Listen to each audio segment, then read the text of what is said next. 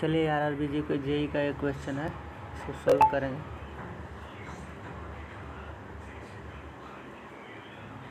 पहला जो क्वेश्चन है वो नारंग कप किस खेल से संबंधित है। तो नारंग कप किससे संबंधित है, आप लोगों को मालूम होगा, बैडमिंटन से है। ठीक है, तो इसका आंसर कौन सा हो जाएगा, बैडमिंटन। आगे का क्वेश्चन देखेंगे,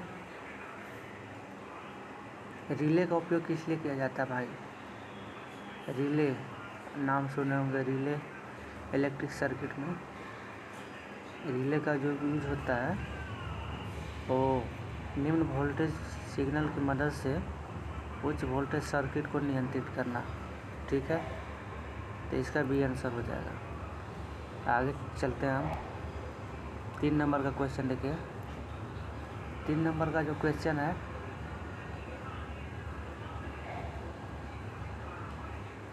निम्नलिखित में से किस कीवर्ड का उपयोग किसी फंक्शन से कॉलिंग फंक्शन पर ट्रांसफ़र कंट्रोल करने के लिए इसको यूज करते हैं। इसमें रिटर्न का यूज करते हैं। ठीक है, रिटर्न का यूज करते हैं इसका। आगे देखिए 4 नंबर का जो क्वेश्चन है, ईमेल एड्रेस में कितने भाग होते हैं। तो ईमेल एड्रेस में 2 पार्ट्स होते हैं। जैसे मैं लिख दिया ram@gmail.com, तो ये जो डॉट के बाद जो कम लगता है, एक भाग ए हो गया और एक भाग ए हो गया। ठीक है, तो ये 2 भाग होते हैं, इसमें याद रखिएगा आप। इसके बाद देखिए 5 नंबर का जो क्वेश्चन है कि भारत के किस राज्य की तट रेखा सबसे लंबी है। तो यहाँ पे आप गुजरात मारेंगे। गुजरात जो सही आंसर होगा, समुद्री एरिया से घिरा हुआ है। ठीक है, इसका तट रेखा का लंबाई सबसे ज़्यादा है, समुद्री तट रेखा का। ठीक है, इसके बाद आप अगला क्वेश्चन ये देखिए। अगला क्वेश्चन, भारत में पहली आर्थिक जनगणना कब हुआ था। तो आर्थिक जनगणना 1977 में, ये श्री देसाई यहाँ इसका जब प्रधानमंत्री थे तब 1977 में आर्थिक जनगणना किया गया था। ठीक है, तो इसका आंसर हो जाएगा बी नंबर। आगे देखिए, एक बूट सेक्टर वायरस नहीं है। तो ब्रेन हो गया आपका, एल्क क्लोनर हो गया या स्टोन हो गया, ये आपका है बूट सेक्टर वायरस है आपका। इसमें जो होगा आंसर क्रीपर नहीं है, तो आप क्रीपर मारेंगे। ठीक है, इसके बाद देखिए C++ निम्नलिखित में से कौन सा सही कमेंट्स है। तो C++ जो सही कमेंट का यूज होता है वो /* कमेंट */, तो आप C के साथ जाएंगे। ठीक है, इसके बाद देखिए आपका 9 नंबर क्वेश्चन है, 3 ओम के 3 प्रतिरोध समांतर क्रम में जुड़ा हुआ हो। तो समांतर का फार्मूला होता है, ठीक है, क्या होता है फार्मूला, 1/R इक्विवेलेंट बराबर क्या होता है, 1/R1 plus 1/R2 plus 1/R3। इस फार्मूला पर रखेंगे तो इसका जो आंसर हो जाएगा कितना, समांतर क्रम में जुड़ा हुआ हो तब ये फार्मूला लगता है। ठीक है, अगर श्रेणी क्रम में लगा हुआ हो तो उसके लिए R बराबर क्या होता है, R इक्विवेलेंट बराबर R1 प्लस R2, जहाँ तक जा रहा हो इन्फानाइट तक, डॉट इन्फानाइट। ठीक है, तो ये फार्मूला लगाएंगे तो इसका आंसर आपका एक कौन सा आ जाएगा, 1/1 आ जाएगा। केवल 3 से 3 कट जाएगा ना, 3 LCM ऊपर में जोड़ेंगे तो 1 + 1 + 1 3 हो जाएगा, 3/3 1 हो जाएगा आंसर। ठीक है, तो इसका आंसर क्या हो जाएगा, 1 हो जाएगा। आगे देखिए, आगे का जो क्वेश्चन है वो डबल बीम ऑसिलोस्कोप के बारे में पूछ रहा है। इसमें कितने इलेक्ट्रॉन गन डबल बीम है।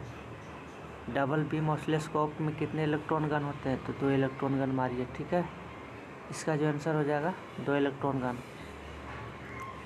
इसके बाद आगे का क्वेश्चन देखिए, किस पदार्थ में उच्च विद्युत चालकता होती है। तो उच्च विद्युत चालकता की बात करें तो सबसे हायर इलेक्ट्रिक का कंडक्टिविटी वाला जो पदार्थ है वो कौन सा है। चांदी है, ठीक है, तो इसमें आप सिल्वर मारेंगे। कौन सा हो जाएगा? सिल्वर। ये अगला क्वेश्चन देखिए 12 नंबर का है। यदि प्रत्येक 4 पिकोफैरेड के 2 कैपेसिटर है और श्रेणी क्रम में जुड़ा हुआ, तो इसका फार्मूला क्या होता है? इसका जो फार्मूला होता है सी बराबर क्या होता है? श्रेणी क्रम में जुड़ा हुआ है ना, श्रेणी क्रम के लिए C1 प्लस C2 इस पे रखेंगे तो रखिए C1 कितना है? 4 है, ये भी 4 है।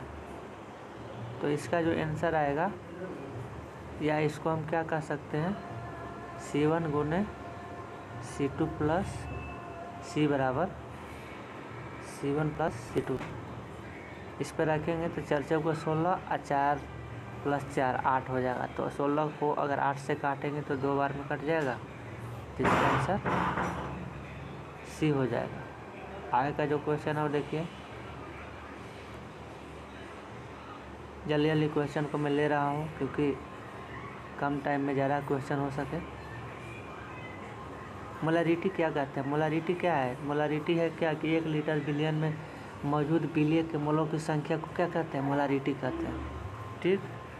तो इसका आपका the number of moles of a solution present in 1 litre in the solutions में लीटर बिलियन में मौजूद बिलियन की मोल की संख्या को क्या कहते हैं? मोलारिटी कहते हैं। 14 नंबर का जो क्वेश्चन है वो देखिए, उपग्रह के लिए ऊर्जा का स्रोत कौन सा है? तो जो सैटेलाइट में सोलर प्लेट लगा हुआ था तो सोलर सेल आंसर होगा, ठीक है। कौन सा हो जाएगा? Solar cell. इसके बाद आगे का क्वेश्चन जो देखिए, फुल वेव रेक्टिफायर है। तो फुल वेव रेक्टिफायर में रिपल फैक्टर पूछ रहा है, तो एक हाफ वेव रेक्टिफायर का जो रिपल फैक्टर होता है वो फुल वेव से ज़्यादा होता है, ठीक। तो इसका आंसर कितना हो जाएगा? इसका आंसर कौन सा होगा आप लोग बताइए, और हाफ वेव का कितना होता है वो बताइए, कमेंट बॉक्स में लिखिएगा। देखिए इसका आंसर जो है 0.482 होता है, और हाफ वेव का रिपल फैक्टर क्या होता है आप लोग कमेंट बॉक्स में बताइएगा। आगे क्वेश्चन में लेता हूँ, 16 नंबर क्वेश्चन है। फ्लैट टॉप सैपलिंग में स्पंद की चौड़ाई में वृद्धि के कारण क्या होता है? Increase pulse within the flat top sampling list to. तो इसका जो होगा रिप्रोडक्शन में उच्च आवृत्तियों के क्षरण के कारण था, ठीक है। तो इसका जो आंसर हो जाएगा डी नंबर हो जाएगा। इसके बाद देखिए माइक्रो प्रोसेसर के बारे में क्वेश्चन की पूछा है। 8085 माइक्रो प्रोसेसर में 8085 माइक्रो प्रोसेसर के बारे में पूछा है कि जो एक्यूमुलेटर की अंतर्वस्तु रजिस्टर 20 से कम होती है, निर्देशन CMP में बीन निष्पादन होता है, परिणाम स्वरूप कैरी फ्लैग और जीरो फ्लैग क्रमशः क्या होंगे? तो इसमें कैरी फ्लैग और जीरो फ्लैग के बारे में पूछे हैं। तो कैरी फ्लैग सेट होगा और ये कौन सा हो जाएगा? रीसेट। तो आपका आंसर ये हो जाएगा, ठीक है। इसके बाद आगे का जो क्वेश्चन है वो देखिए, transformer coupling is not use in audio frequency amplifier because. Transformer coupling का use radio audio frequency amplifier में नहीं किया जाता है, क्यों? कारण पूछ रहा है। तो इसका हो जाएगा या इट इंट्रोड्यूस फ्रीक्वेंसी डिस्टोर्शन, ये सही है। द ट्रांसफार्मर और बल्कि, ये भी सही है। ट्रांसफार्मर बड़ा चीज़ होता है, उसका यूज रेडियो में छोटा कैसे करेंगे? द कॉस्ट ऑफ ट्रांसफार्मर, हाँ बिल्कुल, ट्रांसफार्मर का कॉस्ट भी हाई होता है। तो इसका क्या हो जाएगा? All of the above. कौन सा हो जाएगा? बी नंबर आंसर हो जाएगा। इसके बाद देखिए 19 नंबर का जो क्वेश्चन है,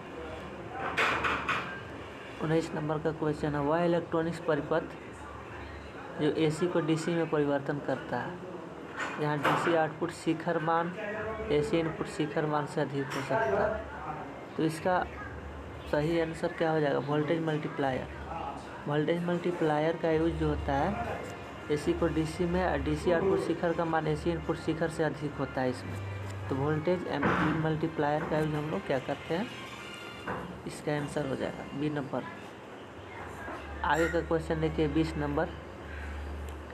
अर्धचालक में होल और ड्रिफ्ट के द्वारा क्या होता है? पड़ोसी परमाणु में संयोजी इलेक्ट्रॉन भरी हुई निरक्षता, या ठोस में परमाणु की गति, या मुक्त इलेक्ट्रॉन द्वारा भरी हुई निरक्षता, या डी आयन द्वारा भरी हुई रिक्तता। तो इसका जो आंसर होगा पड़ोसी परमाणु से संयोजी इलेक्ट्रॉन द्वारा भरी हुई रिक्तता को के द्वारा किया जाता है। ठीक है। इसके बाद आपका 21 नंबर का जो क्वेश्चन है बहुत अच्छा है, उसको देखिएगा आप। सिंगल चिप पर 100 से अधिक गेट डिजाइन करने की प्रक्रिया। 100 से अधिक गेट डिजाइन करना है तो LSI का डिजाइन करेंगे। किसका करेंगे? LSI, large scale integrator. LSI का फुल फॉर्म क्या होता है? Large scale integrator. इसका VLSI का क्या फुल फॉर्म होता है? Very large scale integration. ठीक है, तो आपको फुल फॉर्म भी याद करना बहुत ज़रूरी होता है। इसके बाद आप देखिए 22 नंबर का जो क्वेश्चन है, एक चालक को पूर्ण चालक कहा जाता है जब इसमें विद्युत चालकता कितना होना चाहिए? 0, एकक या अनंत की सीमित। तो इसका जो इन्फानाइट होता है, क्या होता है? A conductor said to be perfect, it has electric conductivity. Infinite electrical conductivity होगा तभी इसको क्या कहेंगे? पूर्ण चालक कहा जाता है। ठीक है, चलिए आगे इसका देखिए 23 नंबर क्वेश्चन। विद्युत उपकरण पर कार्य करते समय प्रयुक्त सबसे सुरक्षित सीढ़ी निम्नलिखित में से कौन सा है? तो 23 का जो हो जाएगा, विद्युत पर काम करना है तो क्या चीज़ का यूज करेंगे? सीढ़ी, कंडक्टर वाला यूज करेंगे तो करंट आ जाएगा उस पर। तो यहाँ फाइबर ग्लास का जो सीढ़ी है वो यूज करेंगे। धातु के सीढ़ी यूज करेंगे तो करंट मार देगा। एल्युमिनियम क्या है? धातु है। इस्पात में क्या है? धातु है। और धातु के सीढ़ी का यूज करना ही नहीं है। जब हम तभी तो बिजली का जो काम करता है वो बोलता है हैंड ग्लव्स यूज करो। तो हैंड ग्लव्स क्या है? एक तरह से इंसुलेटर है। फाइबर ग्लास का यूज करेंगे यहाँ पे। यहाँ इसका आंसर सी हो जाएगा। ठीक है। इसके बाद 24 नंबर देखिए, निम्नलिखित में से किस फंक्शन का उपयोग स्ट्रिंग में किसी कैरेक्टर की अंतिम घटना को ज्ञात करने के लिए किया जाता है? अंतिम घटना को ज्ञात करने के लिए किसका यूज करते हैं? तो इसका हो जाएगा string CHR। String CHR double slash दे देंगे, छोटी वाले ब्रैकेट। ठीक है, तो इसका बी आंसर हो जाएगा। स्ट्रिंग का करना है ना तो STRRCH होता है स्ट्रिंग। इसके बाद डबल कॉमा होता है छोटी वाला। इसके बाद देखिए आप छोटी ब्रैकेट का। आगे देखिए इसमें 25 नंबर का कोई क्वेश्चन है, निम्नलिखित में कौन सा वैध स्ट्रिंग फंक्शन है? तो इसमें 3 होगा जो गलत है और 1 होगा वो सही है, वैध है, वो सही है मतलब। तो इसका जो होता है कंपैरिजन, स्ट्रिंग कंपैरिजन C, इसका यूज करते हैं। बाकी देखिए ये जो फंक्शन है वो गलत है। ठीक है, आगे का जो क्वेश्चन है वो देखिए 26 नंबर। इलेक्ट्रॉनिक्स रूप से एक स्थान से दूसरे स्थान पर डेटा हस्तांतरण कौन सा करता है भाई? Data communication. एक स्थान से दूसरे स्थान पर डाटा को स्थानांतरित करना क्या कहा जाता है? डाटा कम्युनिकेट करना, डाटा कम्युनिकेशन। ठीक है,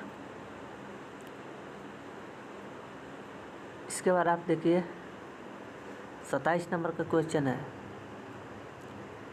केवल किसी भी बिंदु पर RF संकेत तीव्रता सिग्नल स्ट्रेंथ के द्वारा किसके द्वारा मापा जाता है? Signal strength, radio frequency. Signal strength किसके द्वारा मापा जाता है? कमेंट बॉक्स में आप लोग बताइए। इसका जो आंसर है field strength meter, field strength meter के द्वारा इसका हम मापते हैं सिग्नल स्ट्रेंथ। ठीक है, आगे देखिए आप 28 नंबर है, उस PCB सतह का नाम बताइए जिस पर कंपोनेंट्स लगे होते हैं। तो कंपोनेंट्स जो लगे होते हैं वो किधर में होते हैं? कंपोनेंट साइड में होते हैं। कंपोनेंट लगाना 2 साइड्स होते हैं ना इसका।